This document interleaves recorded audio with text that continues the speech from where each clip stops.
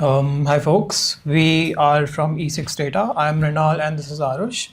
So the agenda for today's talk is we will walk through about, we'll give a walkthrough of our stream processing engine and we'll talk about the first principles involved in building one from yourself. So a bit more about E6data to put everything in context is that we are a lakehouse compute engine and we're built for the next generation workload. So we build compute engines for querying, for ingesting, and all of the other things that a company may need for its data analytics need. Right? Specifically, we fit in these places. So like we have a compute engine for ingesting, which sits between your data sources and between the lakehouse you want to adopt. So we can get your data from database CDC, from clickstream events, and then put it into Iceberg. And then we have another compute engine which helps you actually run queries on top of these, on top of the lakehouse ecosystem. Right? So you can do analytics queries, like you can power dashboards, all of it using this compute engine. So, so specifically, this talk is focused about the first part of this whole data flow, which is the real-time ingest engine, right? Why did we had to build it, and how did we exactly go about doing that? So shout out to the ingestion team. It's like it was a work of all of us over the last few months. So yeah, let's start with the why, right? So explorations with our customers highlighted a missing piece, right? We already had our query compute engine set, and a lot of customers wanted to adopt that. But often scaling customers don't have their data sorted in one place, right? It's all over the place. Some of it is in Postgres, some of it is in CSV files, and they're like duct taping all of that together and trying to do things on top of that, right? As Shubham also said, like adoption for Lakehouse is low and Iceberg is relatively a new player. So for instance, one of the customers who wanted to use E6data had their data scattered all over, right? So they needed to, so we realized that the missing piece that we need to solve for this bottom layer, right? We need to help people move to the lakehouse and in a way that is easy and intuitive for them, right?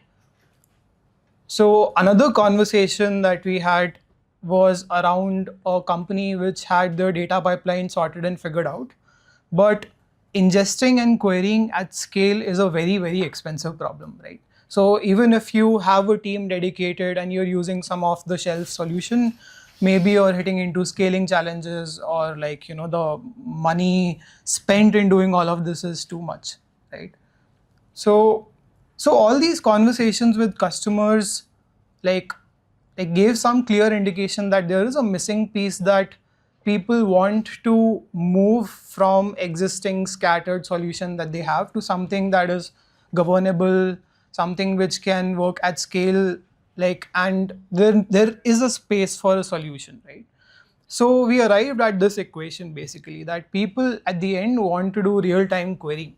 And for that, you need a processing system, an ingest system, and a query system, right? So we've already built a query compute engine, and the missing pieces are process and ingest.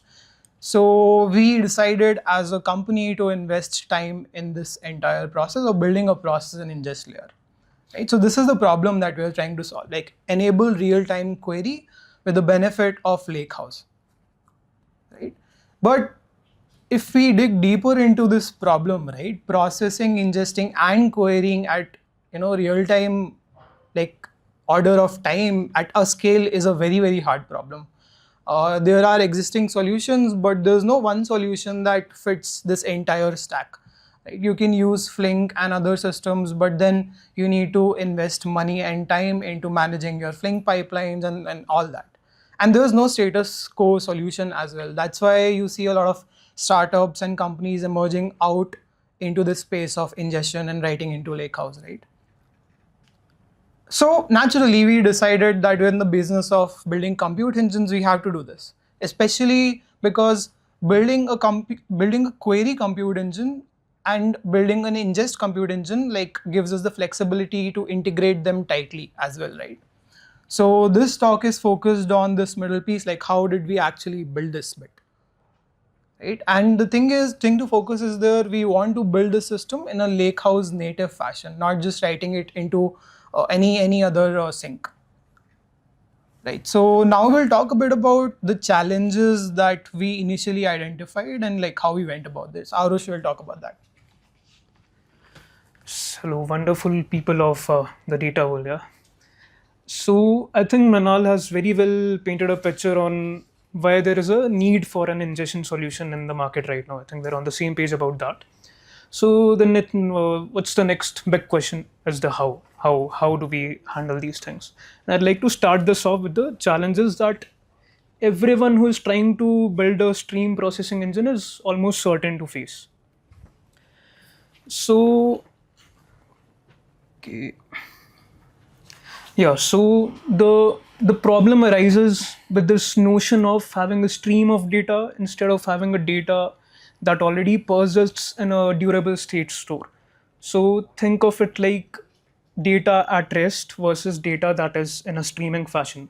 With data at rest, you would be pretty aware about the exact boundaries that you need to play with, and that I think allows for a much smarter optimization of resources and just managing the overall workload. And on top of that, I think it's relatively very easy to handle the engine uptime, because you can have a fair idea on what time would be required to execute a certain task, and you can have your engine running up for that amount of time, and then once you're done with the things, you go into a downtime state. But with streaming, the data is an indefinite stream of data. It never stops. So the problem is to have an engine that runs at all times, is able to handle data at a petabyte scale, is highly elastic in terms of being able to scale up up the compute power.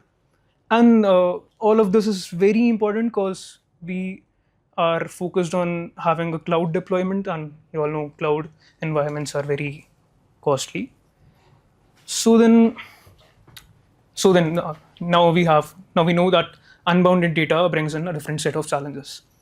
So one issue that I think is a big task for us right now as well is how do we figure out what kind of capacity we need, because in a streaming data thing, you never know what kind of rate of events you're going to be handling at any point of time. So the engine requires almost always to have more capacity than the current throughput of events, just in case if the rate of events increases, you don't have a choke point even before the pipeline starts, and at every stage of the pipeline. And what is very important on top of all of this is having an available system, available at all times, is durable, because in a lake house format or any persistent state store, you can always, in case of a failure, you can always reload data because it is already persistent in a durable state store. But in streaming, if you are not able to handle things at a given point of time, you actually end up losing data, which is something that we totally don't want. So you have to have provision for a durable system, which would require managing state at every layer of the engine. So we'll be talking about some core components of an engine and how they manage state at every level. So then, how do we deal with unboundedness of data? It's a very logical solution if you come to think of it.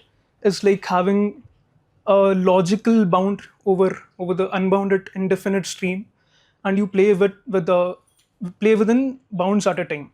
So we have concepts of windowing and watermarking, which are essential to be able to play with a streaming data thing.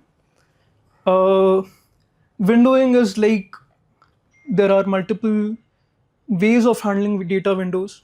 There can be a use case where you handle data. So you're interested in handling the recent 5 minutes of data, as in the last 5 minutes of data that the engine has ingested. So there's a concept of sliding window, which you can set up a time limit that after this much time it slides by 5 windows, 5 minutes ahead. There can be tumbling windows where the next window starts at a point where the first window ends. So we have all sorts of those things, and on top of that, we have watermarking, which is, I believe, all the streaming engines right now also have. Watermarking is about using timestamps in the data and striking a balance between how much how much you can wait for data, so what you have essentially makes sense. As in, so say that there's a stream of events coming in with timestamps, and you have to figure out how after, okay, I've witnessed an event with this timestamp. I'm not going to allow an event that was before this timestamp. It's called lateness allowance. So if you keep waiting for too long, your analytics would be stale. If you jump ahead very quickly, your results would not be complete. So to have completeness in the data but still have enough compute performance, we have to strike a balance somewhere. And I think it's ideal to have that balance differently for different use cases. So let's understand the state of the art solution that is widely adopted in the industry, which is Apache Flink. I think Mrinal can talk about it. Yeah, so now we know that the challenges of dealing with streaming data are different than dealing with data at rest, because unboundedness and like you as a system need to give first class support for durability and availability, right? So we needed a good starting point to start building the system, and we need to study the existing solutions, what they're doing right, what they're doing wrong. Can we just adopt one, or do we really need to re-architect things? So a very obvious choice was to start with Flink. And next few slides will talk about architecture of Flink in a way that it makes it clear that any stream processing will dumb down to the essentials that Flink has embodied in its architecture, right? So let's dig into what Flink is exactly doing and how we have adopted it. So this is a famous diagram. Like if you want to understand Flink's architecture, this is what shows up. And this breaks down the entire system into three core components, right? So you have a client layer, like the one on the left, which says Flink program. And then you have a job management layer at the bottom. And then you have a worker layer, which is at the top, right? And if you spend time with any streaming system, this kind of a hierarchy will naturally emerge, right? So let's break this entire architecture down into the three key steps, the three main things that are happening here. So the very first thing is having a planning layer, a client planning layer, where you convert the program code into a logical graph. Now, why exactly do you need any kind of a logical graph, right? So like this is the scenario where there's some program code which is getting optimized by a graph builder, and then you basically, pass it forward along to some other component to work on. Let's look at this example. Like as a customer, I want to have a very simple pipeline. My data is in Kafka. I want to do few operations on top of it, and then I want to push that data into Sync. Now here it's S3, but it can be Iceberg as well. Our system is architected in a way that it's Lakehouse native, right? So Sync can be anything. But if you look at any general scenario, you don't control how many operations a customer would want. Either there can be one operation or there can be thousands of them, right? And also you don't know what the source will be every time, what the sync will be every time. So you need a general enough data structure to encode the program code so that the rest of the system can operate on top of it. For example, like your system will not be specific to a certain pipeline that, hey, I can only do Kafka in S3 with one operator. You can't do that, right? You need to support n number of operators. So that's where this notion of logical graph comes in, which is built by the planner layer and sent to the job manager, right? We'll talk about what job manager does with it. But essentially what it does is captures the pipeline into a bunch of nodes and a bunch of edges, where a node is representing a unique ID for the operation, and it also encodes things like parallelism, right? So all of these things are hidden from the user, but they are essential in order to like build a state of the entire pipeline, actually run it, right? And edges capture the like data flow relation between all the operators. So the first step is doing that, right? And once you have one logical graph view of your pipeline, right, you need to have some running semantics on top of it, because this in itself has no notion of how it should be run, where it should be running, like in what parallelism it should be running. Like, of course, we have parallelism here, but there needs to be some notion of how to break it down into runnable components, which a job manager does.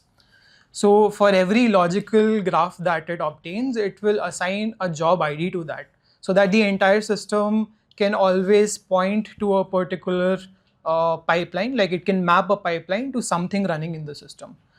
And then it breaks down one logical node into n tasks. So n will be your parallelism, and it will expand one logical edge to m task edges, right? And this will be an adaptive algorithm where you want to build edges based on what operations you have. So for example, in this specific program code, in operator 3, you're doing a key by, which essentially will shuffle your data between these different operators.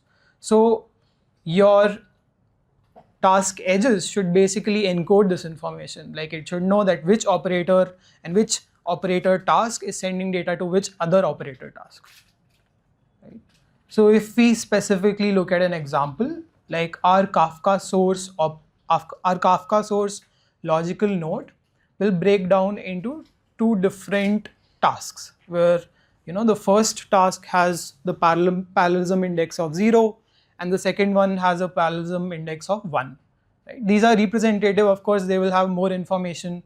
And here, if you see the configuration for these two different tasks, also encode what partition we want to read from.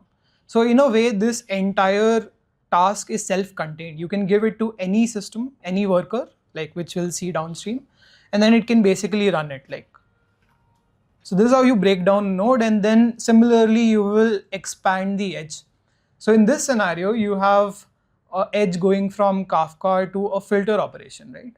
But you see there is a partitioning of rebalance, and this is because if you go here, right, so it's not guaranteed that you want to run every operator at same parallelism level. You would want to run an operation which is very compute heavy at a very high parallelism, right? So in that scenario, if the parallelism of all of the nodes do not match, then you need to do something like this, where you have to rebalance the data. So when this expansion happens, your first Kafka node is passing data to first Kafka task is passing data to the first filter task, right? And then the second Kafka task is also passing data to the first filter task. So you have to basically create this relation between how do you send data, and downstream you have to make sure that you're splitting data when you're sending data to different downstream tasks. Right? So in this scenario, it's mapped from 0 to 0, 1 to 0, 0 to 1, and then in the end, like to the third filter task as well. Right? So this breakdown is important. And once this view, this self-contained task and logical and edge expansion is done, right, the job does not end there. Now you have to find some worker downstream which is actually compatible with this expansion that you have done. You have to find a worker which can run your pipeline, which has the resources to do it. Right? So this means you have to have a view of all the workers, so all that state management needs to be there. And then you have to assign this job, and then you have to split it between different workers. So this requires the job management layer to be aware of capacity, like, and how the resource management is happening at the workers. And then this layer, right, the job management layer should also be aware of any reconciliations to be made, any checkpoints to be triggered. It also checks for heartbeats and any kind of rescaling that you need to do. Let's say if you pause your pipeline and you want to scale it down, right? So this is also something. This also requires some component, some layer, which is essentially a job management layer. So, in essence, we naturally arrived that with a need of a job management layer, which actually converts the graph into runnable components and then actually distributes it between the downstream workers and then also manages all of them with like a coherent view of a job. Now, the core part of it, like the thing that actually runs it, is a worker, which Arush will talk about. Yeah, so now I think all of us know what a job graph is. And now the next core component that handles the rest of the things is a worker. Worker starts off with a task manager. Think of task manager as the actual container. It's the actual execution environment for running the tasks. The task is essentially an operator. Operator is the actual running entity, which is the actual thing that utilizes resources. So the task manager is resource aware. It knows about the architecture, the components. It is the thing that has to do the memory management, the IO management, network buffers, managing network IO, and the actual task slots where these operator instances would be running. So an operator is essentially the smallest unit of task which would take in some data, do some internal logic on top of it, and pass that information to our downstream operators. So our pipeline is having a source, then having many number of operators. Operators are connected by channels, and then eventually we send the data to a durable persistent state store.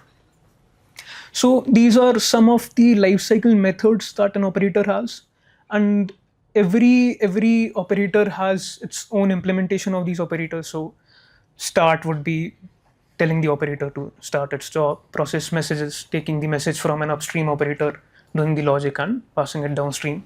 Process checkpoint is something that is done regularly within a defined interval, as in when the operator receives a process checkpoint thing, it has to pass the data to a persistent state store. Uh, every operator has its own buffers. It needs to flush those buffers, and process commit is committing the changes. It can have many use cases. On close is freeing up the resources and stopping the network connections. Again, operator can still have buffers, so whatever is there in the buffer needs to be flushed to somewhere. And then yeah, this is how the data flow is between operators. So operators would have collectors, then the actual job graph would tell it to what exactly it needs to be passed on. We have our methods and implementations, all of those things. And then this particularly interesting concept of operator chaining. It's a core implementation detail, but I think it's very interesting to talk about.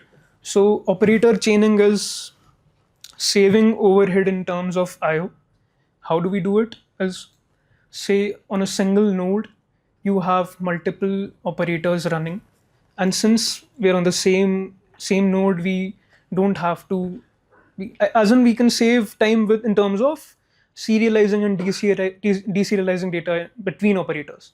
So this is something that the worker handles. We chain these operators, and then it's eventually passing the information to the first operator, and then without having the hassle of serializing and deserializing data, we the job graph is prepared in such a way that all the operators essentially work on the same data without having to deserialize and serialize data. And now what we are essentially trying to do is implementing all of this in Rust. So you all know, you all have been in the dev world, you would know the JVM overhead, how much of pain it is in terms of performance.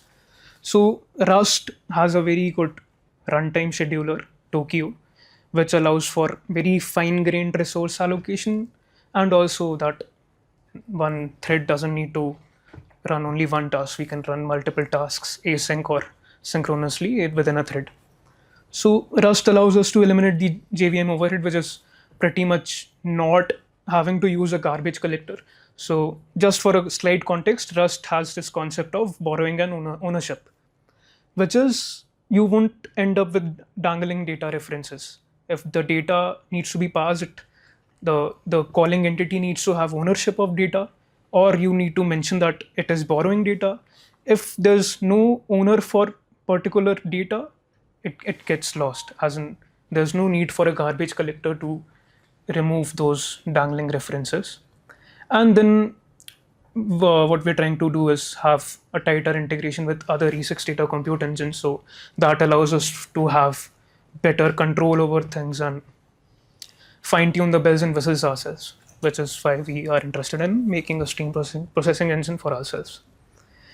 Okay, next are results. I think now we can talk about those. So before moving on to results, just quickly summarizing on a high level what what we have achieved so far is that we basically took Flink as an inspiration and broke it down into the core components that any stream processing engine would have, right? And then we essentially rebuilt all of that in Rust because we realized for the workloads that we want to run, the core problem to solve is scale. And as we saw, right, like the existing stream processing solutions are costly. So doing as less compute as possible while still maintaining the expressivity of operators, sync sources, declarative pipelines required us to build all of this. So we did that in Rust. So very initial results were super promising in the sense that they at least match the performance of existing systems like Flink, while still giving us tighter control because you are aware fully of the code base. So a very initial run, like this is a snippet from a CLI tool we built to just constantly evaluate our dev cycle, like what's the performance, what we're doing. So in this kind of a test configuration, for one CPU, we were able to process about like 600K records per second, like every record being 1 kilobyte. And the fact that we built this notion of operators and this logical graph and all of this allows us to also somewhat linearly scale as the number of CPUs increase, right? So this basically allows for the entire system to be highly elastic in the sense that if you have a scenario where your stream does not process a lot of data, just you can use just one CPU and be done with it. You can just pay the cost of one CPU and run the entire stream processing at a very lower throughput rate. But let's say if you want to process millions of records, feel free to throw 64 CPUs, a big beefy machine, and the stream processing engine will adapt to that, right? So we saw linear growth and we saw good enough performance per CPU, right? So that was promising. Like the key takeaways for us as a team was realizing that stream processing is very hard topic, right? And Flink is an engineering marvel, and I think over time it has to stick with the ways it was built, and maybe you can adopt the core principles while building a better version of it, right? Which we did. And another takeaway was while researching and understanding the space was that it's a very exciting space. Like so many options are emerging out, and I feel like all of them capture this essence that we can do stream processing much better, like as a community. So like a lot of mechanical sympathy was built through this process, right? We're still in the process of evolving the system, building more connectors. We have first class support for Iceberg, right? But we want to expand it to other lake houses as well. So if you would want to join us in this mission, please scan this, and we're happy to talk about this. Thank you.